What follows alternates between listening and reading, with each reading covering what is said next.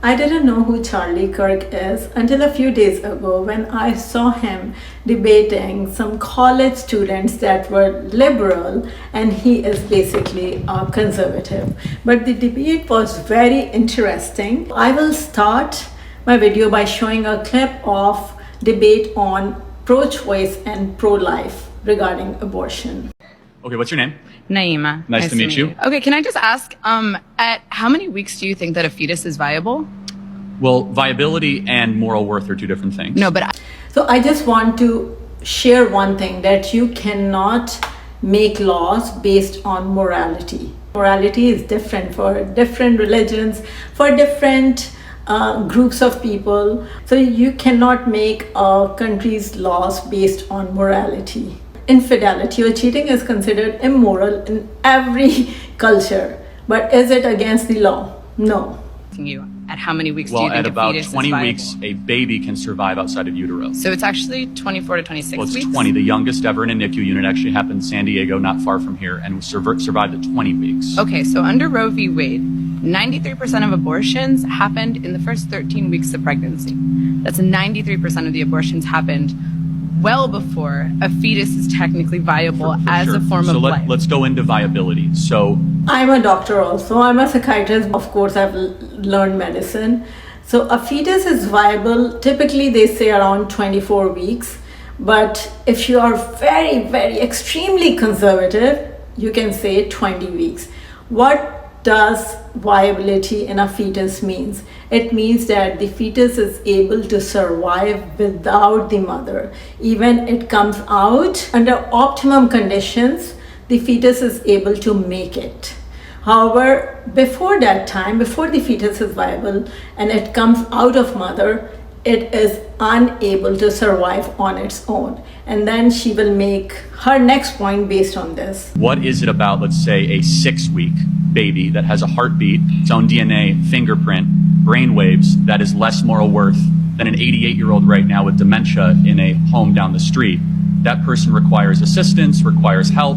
Why is it that the 6-week baby is of less moral worth? Well, first of all, it's not a baby, it's a fetus. Well, what does fetus mean? A fetus is in utero. What does fetus mean in Latin?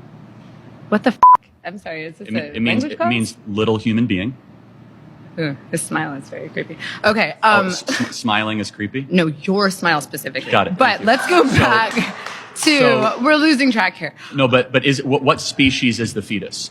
The fetus is not a species yet. It's technically classified as a parasite until it is wow. viable. So, now, I want to talk hold to you on. about something very I quickly. can't let you get past that. Are you I'm sorry. saying a baby is a disease or a tumor?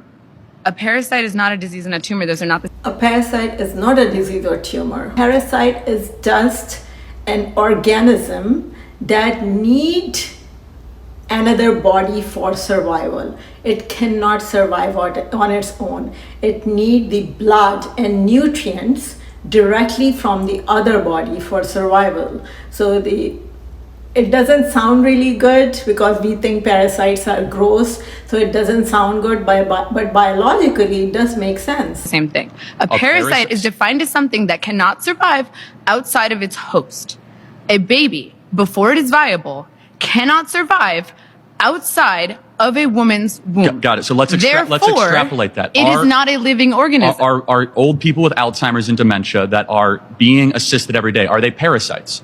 No, they're not parasites. They're human beings who are on the brink of death. Got it. So my They're not going to be able to survive. 4-month-old that requires mom's breast milk and requires daily changes and feedings cannot survive without its own. Is my 4-month-old a parasite? Your baby can breathe on its own. Your baby can drink water from its mouth to its stomach. But it cannot. Your baby can eat it hunt? food. Can it gather? Can it reason? But that's not what qualifies something as being a living so organism. let's Being a get living back to- organism. So his arguments in this clip are completely flawed. So how is he comparing an unviable, a pre-viable fetus with an elderly person who cannot take care of themselves, or a baby who cannot take care of themselves? They are vulnerable. They need assistance. Assistance is different than someone needing direct supply from their host. So baby is kind of a parasite living inside a host. Mom is a host. She's carrying the baby or the fetus, and the fetus need continuous supply from the mom. So before 24 weeks, typically it's 24 to 28 weeks, fetuses, when they are delivered from their mom and put on extreme optimum conditions, are unable to survive on their own because they need direct supply from their mom, from blood, nutrients. So I just want to make sure I'm clear. Why does that then equate to moral viability? It equates to scientific viability. Why? Under what standard? Morally, it may be wrong, like for him. For some people, it's not. But morality is very subjective, because morality change according to religion. You cannot make these kind of inflexible, rigid laws based on morality. Like look at Afghanistan, they have made laws based on morality. A woman should be covered from head to toe, even her face, her hand. A lot of Muslims say that's not right, but for those people running Afghanistan, they think that's their morality, and they have made laws based on morality. If you make rigid laws based on morality, things like this happen. Because it is not alive, and you are advocating for the rights of something that is not technically a life. Got it. So what is something while that has sacrificing the needs of the human woman who is alive. Got it. So, but a mom can survive. Yes. How can the host rights are less than the fetus right that's not even viable yet? That does not make sense to me. This person really sum up the pro-choice and pro-life argument. It's not pro-life because recently a mother's life was completely neglected in Georgia. She died because she went to the hospital because she took some pills and there was a complication, and her life could have been saved. And that's a very rigid law. And I'm going to share my opinion in the end. Most abortion arguments are dead ends, no pun intended, or is it? Anyhow, they usually fall in the same traps. So here's how I deconstruct it. The pro-life argument is that life begins in the womb, and that life has equal value before and after birth. Therefore, abortion is killing a person. They believe these are unquestionable facts, not open to debate. And if we all agreed on those premises, we'd agree with this conclusion. But obviously not. The pro-choice argument is that life begins at birth, and the mother's rights have higher priority, so abortion should be legal. So for this first premise of life, people try a biological definition. But life is not such a black or white concept in biology. So what happens is people just choose whichever definition retro-justifies their position, which means these arguments just chase their own tails. Then some people cite Bible quotes, but of course the Bible is ambiguous with many translations and interpretations. And many just argue how.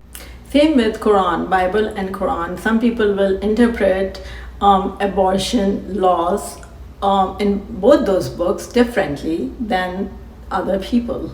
So it's just very subjective to interpretation. Much a fetus looks like a baby, which doesn't prove anything. The second premise is who has more rights, the fetus or the mother. I'm oversimplifying this, but everyone agrees that adults, children, and babies have full rights. The question is whether fetuses have full rights or less rights. But most agree that late-term fetuses have full rights. Plus we can list other issues for animal rights, the death penalty, and terminating life support. Anyhow, some people accuse pro-lifers of being hypocrites because they don't give full rights to all life. But that's taking the words pro-life too literally. And they accuse them of ulterior motives to restrict women. But no one really wins these arguments. And arguing character and motive is actually ad hominem. The real core question, most relevant to abortion law, is can a group enforce their chosen morality on everyone else? And these are chosen values. You cannot prove or disprove those first two premises. They're open to interpretation. So how do you argue that one group's values are wrong? This is I really like his point, and those are chosen values, but if you do, we need to find a middle ground, because in very rigid laws like this, when it's so ambiguous, does not do much justice. So the middle ground can be a viable fetus. Abortion of a viable fetus can become illegal, and before that, it is between a doctor and her mother. But again, it is my personal, humble opinion. Feel free to disagree with me. Everyone has a right to their own opinion. I want to just share a very interesting clip before I move on to a different topic. Do you truly, in your heart of hearts, truly believe that this is a human being? This, Without a doubt. without a doubt? Yes. This is a dolphin fetus. So let me. Without a doubt, a dolphin fetus is a human being. This is a human being. This is how simple it is. But quite different. Dolphin. You just confirmed that a dolphin, in life, you confuse dolphins for human babies.